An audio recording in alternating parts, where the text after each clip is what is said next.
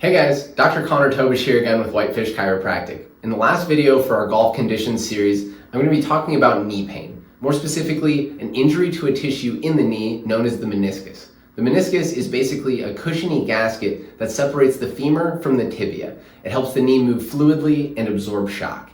In the golf swing, obviously we're doing a lot of rotating. And in the lower extremity, two places where we want to get a lot of that rotation are going to be the hip joint and the ankle.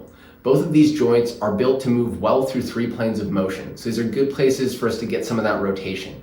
When we're not able to move and rotate as well as we need to in those joints above and below the knee, oftentimes this results in us having to move excessively in rotation through the knee, which isn't really built for that. And a lot of times that combination of compression and rotation in the knee joint results in damage to our meniscal tissue.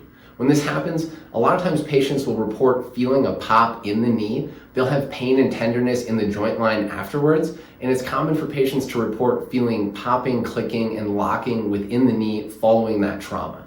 Next up, I'm going to show you a simple test that you can do at home to see if your knee pain may be coming from a meniscal injury, and after that, I'll show you some simple things that you can do in the acute setting before going in for an assessment, which I highly recommend. The test that we're going to look at for a potential meniscal injury is called Thessaly's test. And what we're doing in the test is basically combining compression and rotation in the knee joint to stress that meniscal tissue to see, does it reproduce your pain? Do you get any catching or clicking in the joint during the movement? So to get set up, put your affected knee or leg in front. You're going to get about 20 degrees of flexion in the knee. Majority of your weight will be on that front leg. Grab onto something in front of you, and we're going to rotate through that knee. So rotate right, rotate left, go back and forth a couple times and see, does it reproduce your pain? And like I said, do you get any catching or clicking in the joint? All right guys, if you have suffered an acute knee injury, in the first phase or the first 24 to 48 hours, we want to avoid irritating that tissue. So offload the tissue. Things like ice and topical pain relievers can be helpful. Things that we can do actively is we want to reduce tension in the muscles that cross the knee joint. We want to keep the knee moving freely to optimize the healing environment. So the first thing that we're going to look at is going to be a simple stretch for the hamstring. So if you have something to sit on, basically just kick your leg out straight on your affected side. Keep your back relatively straight. From here, we're just going to lean forward till you feel some tension in the hamstring. From there, we're going to do a contract-relax cycle. So we're going to activate that muscle by acting like you're going to pull your heel down through this table. So activate the muscle, hold that for about 7 seconds, relax, then take the slack out. See how much further you can lean. Repeat that cycle 3 times. You can do that 2 to 3 times per day.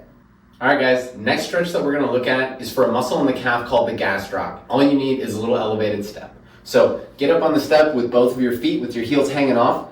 Push the balls of your feet in to bring the heels up. Then go just on your affected leg. Slowly let the heel fall for about 3 to 4 seconds. Once you feel a stretch, push the ball of your foot in to bring yourself back up.